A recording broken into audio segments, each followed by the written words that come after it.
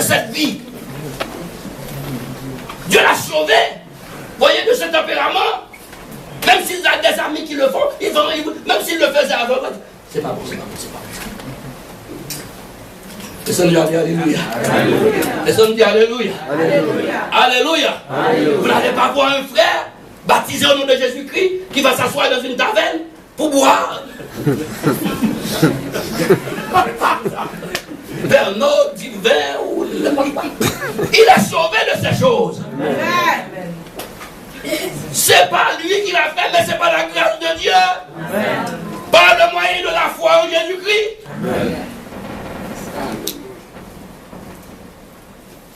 Vous n'allez pas voir un frère, même si ça ne marche pas pour lui, il va voir quelqu'un pour lui dire l'avenir.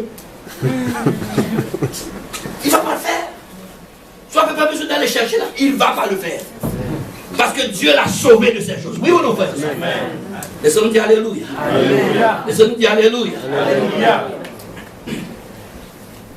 Regardez. Après avoir traversé la mer Rouge, Israël était rentré dans le désert. C'est dans le désert que le travail commence. C'est dans le désert que le travail commence, qui va être notre deuxième étape de salut. Je suis en train d'être sauvé. J'avais dit première étape, je suis sauvé. Sauvé du monde. On n'a pas besoin de me surveiller, je veux pas aller au cinéma. Non. Amen. On n'a pas besoin de me surveiller. Je suis sauvé de ce monde. Amen. Parce que Dieu, par la foi en Jésus-Christ, il m'a donné l'opportunité d'avoir le dessus sur ces choses. Amen. Ça veut dire, cela ne vient pas de vous, c'est un don de Dieu. Amen. Ça veut dire, c'est par la grâce que vous êtes sauvés. Par le moyen de la foi. C'est quand vous laissez l'Égypte. Quand vous, après laisser l'Égypte, vous devez traverser la mer Rouge, le baptême d'eau. Là maintenant, vous allez rentrer dans le désert. Vous allez, et c'est là le travail commence, c'est le plus long processus. Vous allez être en train d'être sauvé. Sauvé de vous-même. C'est le plus gros travail.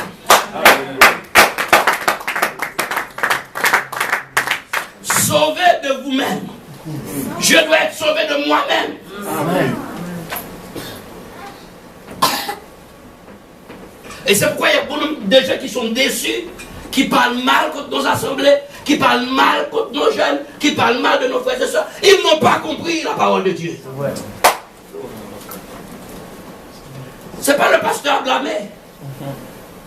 C'est pas l'assemblée à blâmer. Chacun de nous doit prendre sa responsabilité. Amen.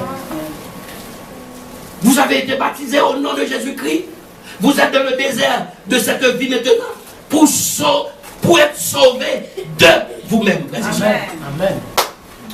Moi, j'ai toujours dit aux gens, je ne vais pas sauver quelqu'un si je ne suis pas sauvé moi-même. Ça, c'est vrai. Non.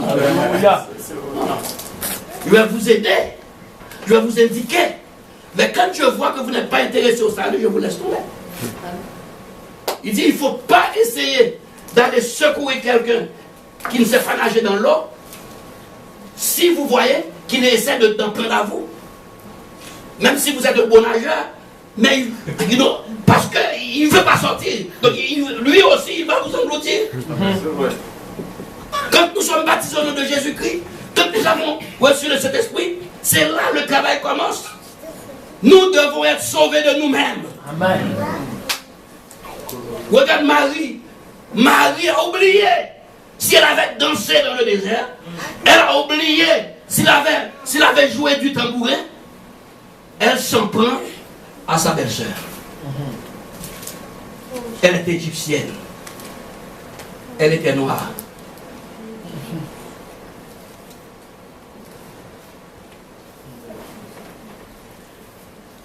Laissez-nous dire Alléluia. Alléluia.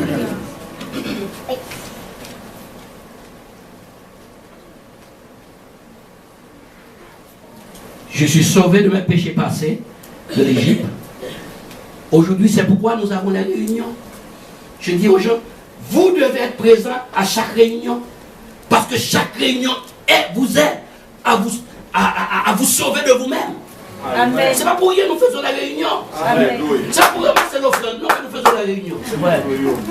Alléluia.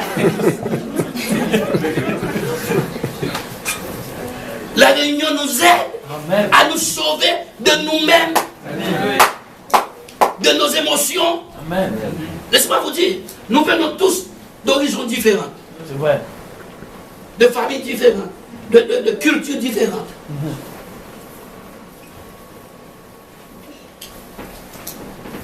Il y en a qui aiment le couscous. Amen.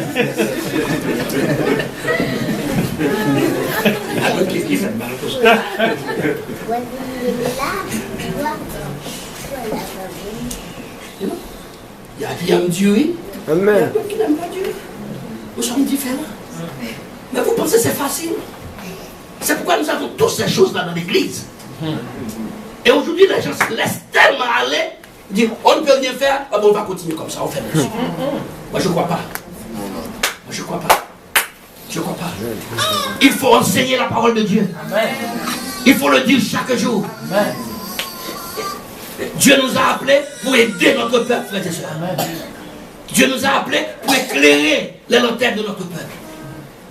Quand Jésus a dit, à ce avait dit, il dit, le chemin large mène à la perdition. Il dit, mais la route étroite mène à la vie éternelle. La route étroite veut dire la doctrine de Christ. Amen. Il dit, quand il parle de la porte étroite, c'est la doctrine de Christ. Laissons dire Alléluia. Alléluia. Laissons dire Alléluia. Alléluia. Nous devons chaque jour, frères et sœurs. Vous savez qu'est-ce que Jésus a dit dans Matthieu 7? Livre-moi. C'est le processus le plus long, c'est l'étape le plus difficile si vous voulez arriver à la perfection. Deuxième étape du salut. Je suis en train d'être sauvé de moi-même. Sauvé de moi-même. C'est pourquoi le Seigneur Jésus a dit, si votre œil est pour vous une occasion de chute, qu'est-ce qu'il a dit? Arrache-le. Si votre œil vous empêche d'être sauvé, arrache-le. Comment frère et sœurs? Amen. Laissons dire Alléluia. Alléluia. Alléluia. Alléluia. Ce qu'il veut dire, vous devez travailler sur votre œil pour avoir le dessus sur votre œil, frère et sœurs. Pour dire à ton œil, mon œil, tu dois regarder ce que moi je veux regarder. Amen. Amen. Pour dire à ta bouche, ma bouche, je dois parler ce que moi je veux parler. Amen. Qu'est-ce qu'il a dit dans Matthieu 7? 17 à 23. Tout bon arbre porte de bons fruits. Tout bon arbre porte de bons fruits. Mais le mauvais arbre porte de mauvais fruits. Le mauvais arbre porte de mauvais fruits. Un bon arbre ne peut porter de mauvais fruits. Un bon arbre ne peut porter de mauvais fruits. Ni un mauvais arbre porter de bons fruits. C'est la vérité, frères et sœurs. Amen. C'est la Bible, frères et sœurs. C'est la Bible. Un bon arbre ne peut porter de mauvais fruits. Ni un mauvais arbre ne peut pas porter de bons fruits. Mais pourquoi parfois nous pensons cette personne, elle est une bonne chrétienne, on louangeait parfois, et puis il commet des actions après. Vous dites, c'est pas possible. C'est pas possible. Ce frère que nous disons aimer le Seigneur, hier ou avant-hier, parce que, laissez-moi vous dire, il est important de prendre le dessus sur votre vie. Il est important jour après jour. Nous ne devons pas venir dans la réunion juste pour venir. Nous devons venir dans la réunion pour apprendre. Amen. Pour apprendre. Alléluia. Alléluia. Comment mettre notre chair sous suggestion, frères et sœurs. Comment mettre notre vie sous suggestion. Alléluia. Laissez-moi vous dire, chacun de nous a sa vallée.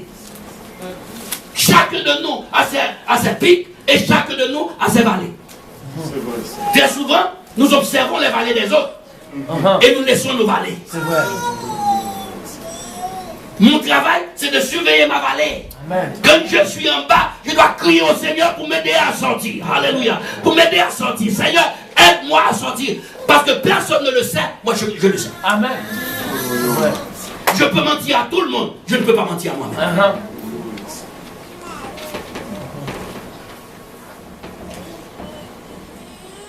J'ai traversé le désert. Je suis en train d'être sauvé de moi-même. Continuez, sœur.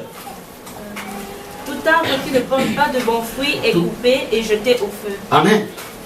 C'est donc à leurs fruits que vous les reconnaîtrez. Amen. Ceux qui me disent Seigneur, Seigneur, Ceux qui me disent Seigneur, Seigneur, n'entreront pas tous dans le royaume des cieux, n'entreront pas tous dans le royaume. mais celui-là seul qui fait la volonté Celui-là seul qui fait la volonté. qui est dans les cieux. Je parlais avec une de mes soeurs à Miami.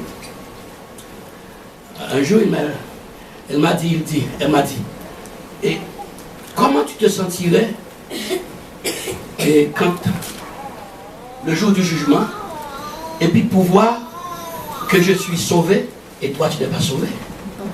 Je dis comment?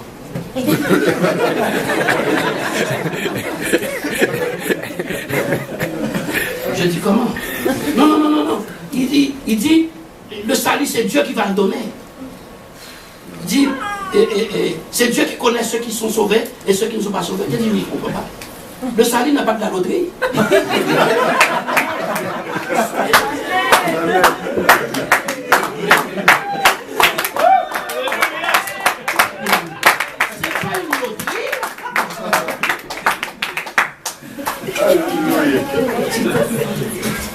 C'est comme quelqu'un, c'est comme quand on était jeune, je ne sais pas pour vous, mais quand on était jeune, quand on n'a pas une belle moyenne, et puis je suis venu avec le canon, il m'a dit, comment ça tu n'as pas une belle moyenne?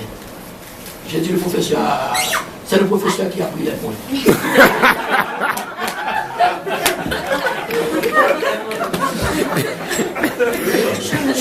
On cherche une échappatoire. Il faut trouver un beau émissaire. Mon père me disait, qu'est-ce qu'il va faire avec tes points? Ah, il va les mettre dans sa poche. Il a dit, parce que tu n'as pas étudié suffisamment. Mais tu ne peux pas dire comment tu vas te sentir si, quand nous arrivons devant le tribunal de Dieu, moi je suis sauvé, et toi tu n'es pas sauvé. J'ai dit, tu vas à l'église romaine, tu adores les statues. J'ai dit, tu vas danser quand il y a la danse. J'ai dit, tu fais toutes ces choses, alors toi tu vas être sauvé, je ne vais pas être sauvé. J'ai dit, mais c'est la loterie. Laissez-moi vous dire, vous liez, mais c'est vrai, c'est comme ça les gens le prennent aujourd'hui. Moi je crois que ce n'est pas ici, frère et soeur. Il dit, ce ne sont pas ceux qui disent Seigneur, Seigneur, qui rentreront dans le royaume de Dieu, mais ce sont ceux qui font la volonté.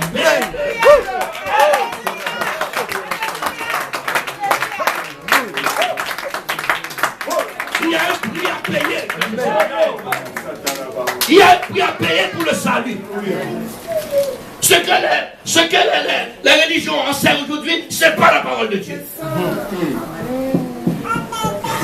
Le Seigneur, pour nous donner, pour nous mettre dans la première étape du salut, il a payé le prix à la croix.